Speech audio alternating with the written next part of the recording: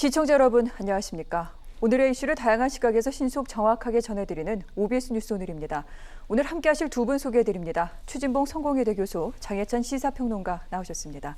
안녕하십니까? 안녕하세요. 어서 오세요. 긴 장마 속에 오늘 오랜만에 날이 겠습니다. 비 피해 현장에서도 지금 수해 복구에 여념이 없는데 모처럼 여야 또한 수해 복구에 한 목소리를 내고 있기도 합니다. 당정청 오늘 머리를 맞대고 수해 대책을 논의했는데 그 결과도 나왔습니다. 25년 동안 동결돼 있던 재난지원금을 현재 2배 수준으로 올리기로 했는데 그런데 여야 한 목소리를 요구한 내용이 있죠. 4차 추경입니다. 이 부분 민주당에서도 계속해서 얘기를 했었는데 일단 보류가 된 상황입니다. 여기에 대한 이야기부터 그럼 시작을 해보도록 할게요. 교수님, 보류한 이유, 현재로서는 좀 감당이 가능하다 이걸까요? 지금 현재 재정으로 보면 가능하다고 판단한 것 같습니다. 그리고 추경이라고 하는 게 어쨌든 나라의 빚도 일정 져야 되는 상황이기 때문에 가능하면 안 하는 게 좋죠. 그러나 필요하다면 해야 된다고 보고요. 지금 현재 피해 복구에 약 5천억 원 정도 소요될 예산인 걸로 보여지는데 중앙정부 같은 게 3조 원 플러스 알파 정도의 재정적 여력이 있는 것 같고요. 그다음에 지방정부도 재난구호기금이 2조 4천억 원 정도 있는 것으로 알려지고 있습니다.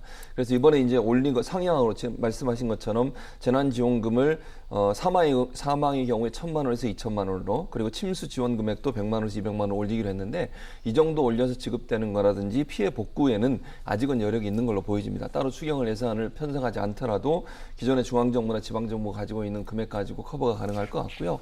다만 아직까지 이게 추계가 완전히 끝난 상태가 아니거든요. 그러니까 피해가 어느 정도인지는 좀 시간을 가지고 정확하게 좀 계산을 해야 되는 상황입니다. 지금 당장 들어갈 수 있는 돈 아까 말씀드린 5천억 원 정도면 될 것 같지만 그건 또 모르는 상황 아니겠습니까? 그렇죠. 그러니까 어느 정도 장마가 지난 이후에 철저하게 자세히 조사를 해서 혹시나 더 필요한 부분이 있다면 추경을 편성할 가능성은 있다. 뭐 추경에 대해서는 여야가 그렇게 다른 입장을 갖고 있고 있는 것은 아닌 것 같아요. 그러다 보니까 추경 예산 편성은 뭐 그 큰 무리가 아니겠지만 어느 정도 범위 내에서 할 거냐 하는 부분은 또 논란이 될 수 있겠습니다. 그러나 지금 현재 상황으로는 아직까지는 추경 예산을 편성할 필요성을 지금 상황에 당장 필요하지는 않다고 판단한 것 같고 그래서 아마 추경 예산에 대해서는 추후에 논의하기로 그렇게 결정하는 것으로 보여집니다. 네.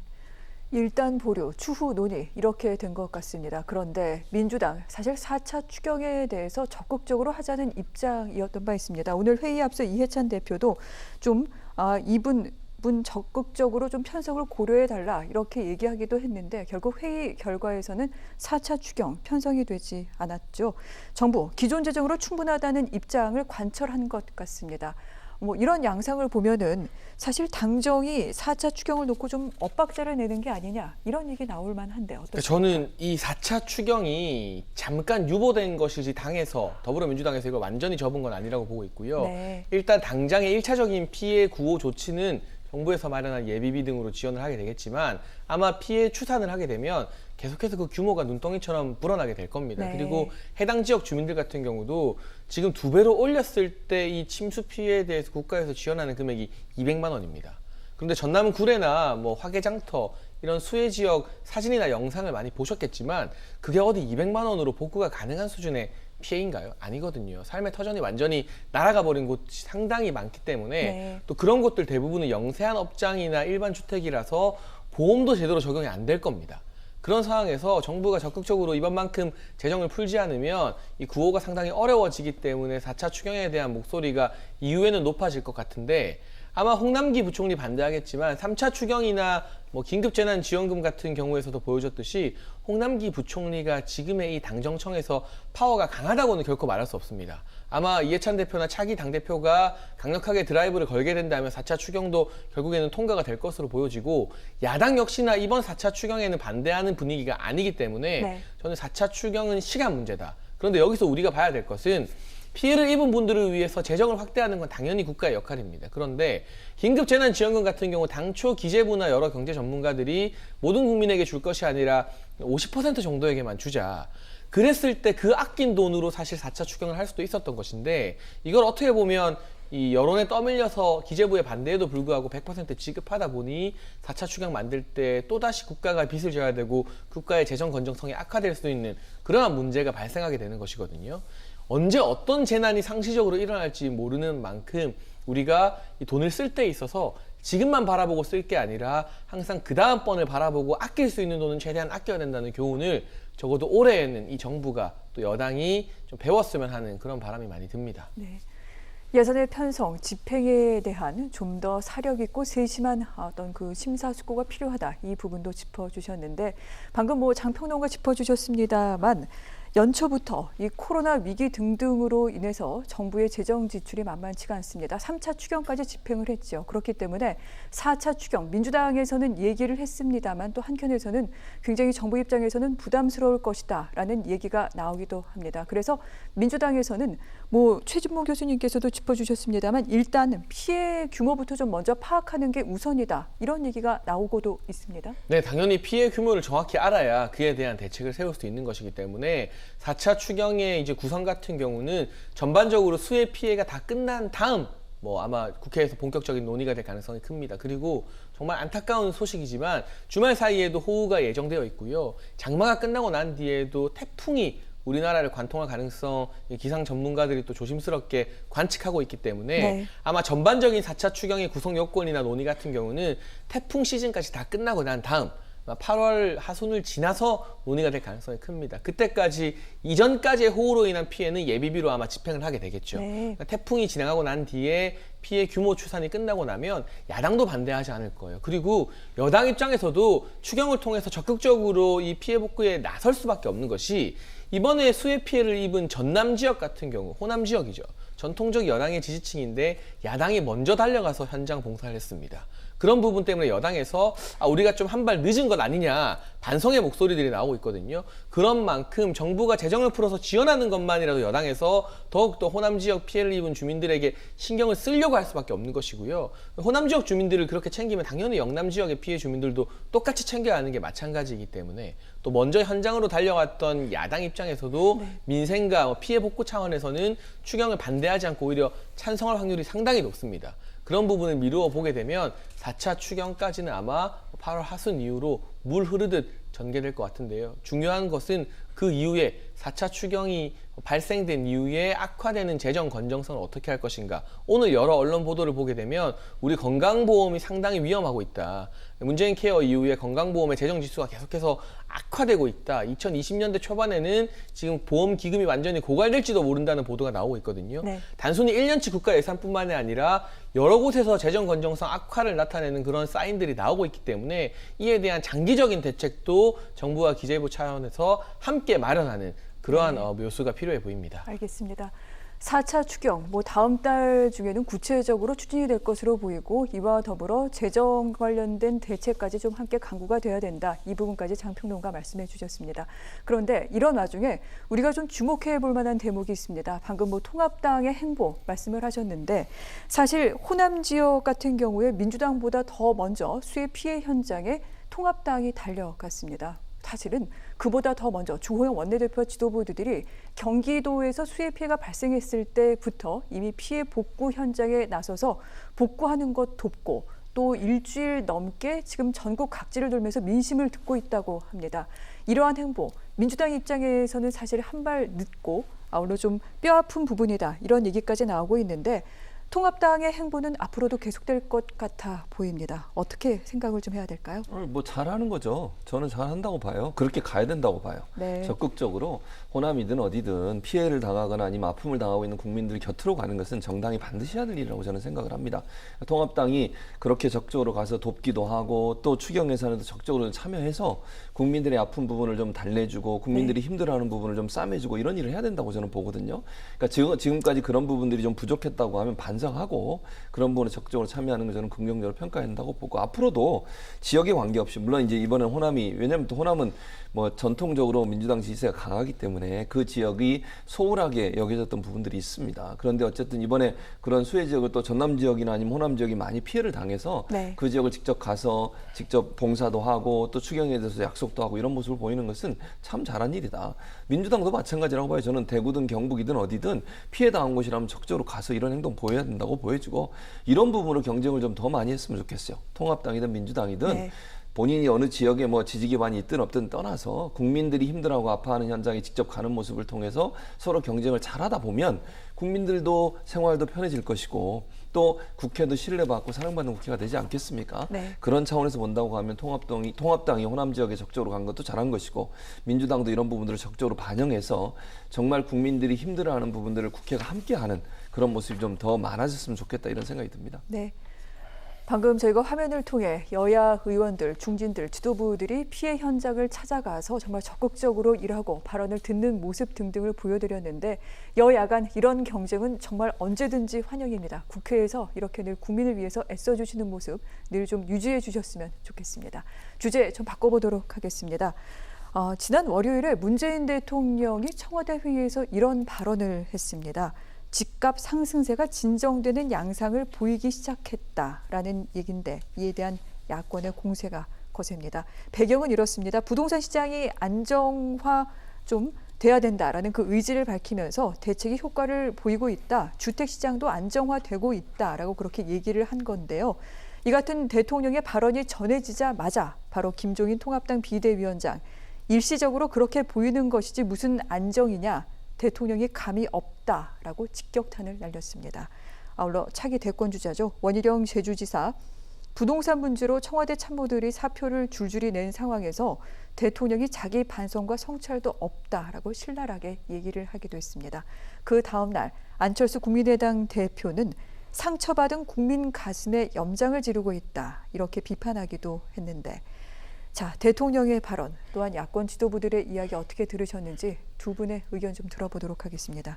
교수님, 네. 대통령이 왜 이런 얘기를 한 걸까요? 대통령이 7월 10일 날 이제 대책을 또 냈지 않습니까? 그리고 네. 나서 한 달 동안의 정부 기관의 조사를 보면 전체적으로 상승세가 꺾였어요.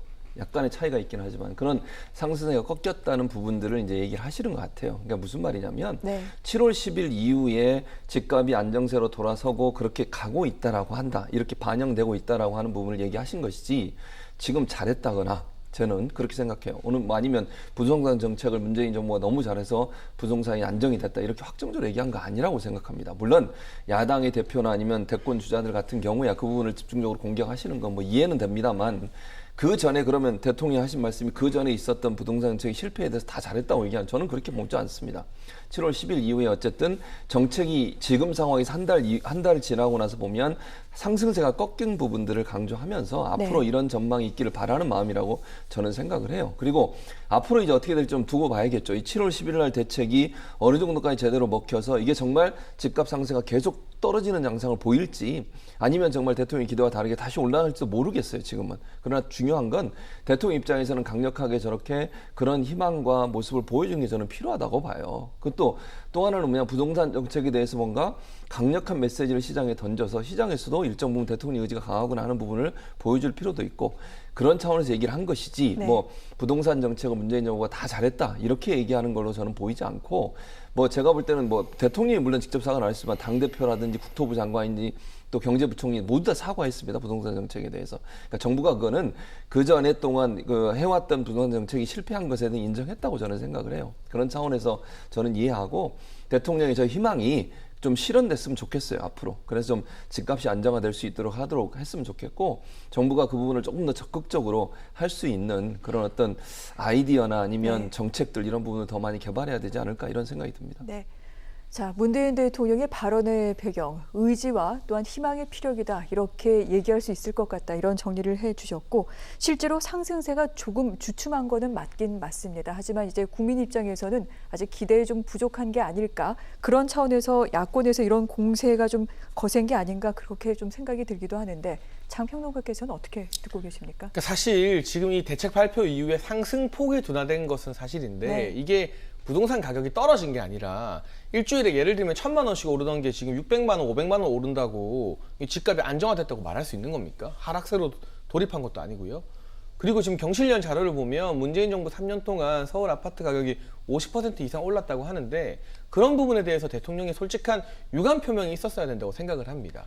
지금 상황에서 이게 집값이 안정화되고 있다고 말한다 한들 부동산 때문에 분노한 민심이 어떻게 이걸 인정하고 받아들일 수 있겠습니까? 저는 사실 이 발언을 보면서 고 노무현 전 대통령이 많이 떠올랐었는데 2007년 신년 기자회견에서 노무현 전 대통령 같은 경우는 부동산 못 잡은 부분에 대해서 국민들에게 진솔하게 사과하는 회견을 했습니다. 물론 정권 말기였기 때문에 때늦은 사과라는 비판도 있었습니다만 적어도 그렇게 사과를 하고 인정을 해야 정책을 바꾸면서 뭔가 반전을 노릴 수 있는 것이거든요. 그런데 문재인 대통령의 이 수보회의 발언을 보게 되면 이제 남은 임기가 2년밖에 남지 않았지만 남은 2년 동안도 지금 앞선 3년과 같이 규제 일변도의 정책을 계속 펼치겠다는 그러한 의지로 밖에 이 메시지가 읽히지 않아요. 왜냐하면 국민을 향한 유감 표명이나 이러한 정책을 추진해왔던 김현미 장관 등에 대한 질책성 경질이 전혀 지금 안 보이고 있기 때문에 문제가 있지만 계속해서 더 강한 규제와 더 강한 대책으로 돌파하겠다. 돌파하다 보면 잡히겠다는 게 문재인 대통령의 의지 같고 그건 이번 당대표 선거에 출마한 박주민 후보 등도 비슷한 취지의 발언을 언론과 인터뷰에서 한 바가 있습니다. 그렇기 때문에 국민들이 이 발언에 더욱더 불안감을 느끼고 부동산 시장 같은 경우도 여전히 남은 2년도 지난 3년과 같이 가겠다. 네. 그렇다면 당장은 여러 가지 세금 규제나 이런 것들로 힘들다 할지라도 지속적으로 부동산 가격은 상승 국면에 들어서겠다라는 생각을 할 수밖에 없는 것이거든요. 문재인 대통령께서 진짜 부동산 가격 안정화나 이 집값을 잡기를 원하신다면 지금 잘하고 있다는 말씀하실 게 아니라 이전까지의 정책 실패를 솔직하게 인정하고 국민에게 사과하는 모습을 보인 뒤에 완전히 다른 인사를 전면에 배치할 때 시장이나 국민들도 정부가 뭔가 달라지는구나. 뭔가 바뀌는구나라는 생각을 하게 되면서 한번 이 모멘텀의 변화가 있지 않을까. 그런 점에서 아직까지는 이 정부와 대통령의 인식이 아쉽다고밖에 표현을 못하겠습니다. 사과가 선행돼야 했고 전면적인 개편이 있었어야 했다라는 그런 지적을 해주셨는데 청와대 참모진 일부 개편이 되긴 했습니다만 근본적인 경제정책과 관련된 개편은 아니었죠. 이 부분에 대한 얘기까지 좀 해주신 것 같습니다. 방금 규제를 중심으로 하는 부동산 시장 정책을 계속하겠다는 의지의 표명이다. 이런 해석이 가능하다라고 말씀을 하셨는데 이날 문재인 대통령 사실 회의에서 좀 하나 제안을 한 게 있습니다.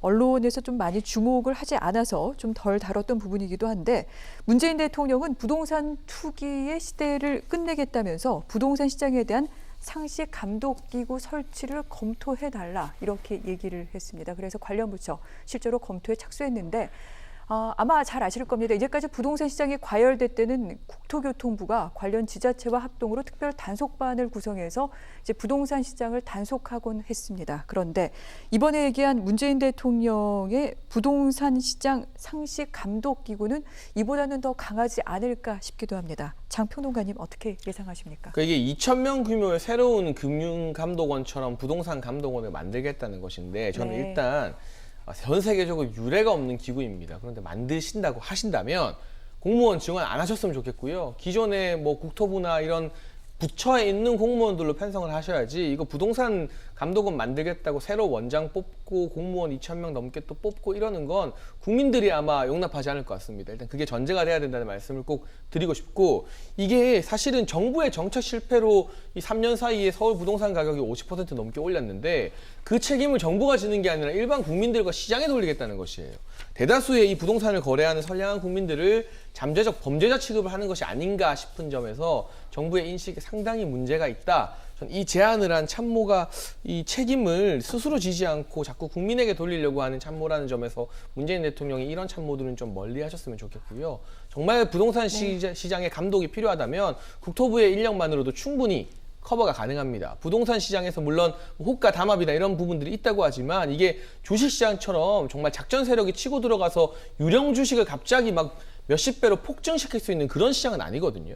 그렇지 않습니까? 아무래도 부동산이라는 건 전반적인 입지와 그리고 신축, 구축 여부, 눈에 보이는 그런 실물에 기반한 시장이기 때문에 금융과는 좀 시스템이 다르다는 점을 분명히 정부에서 인식할 필요가 있는 것이고요.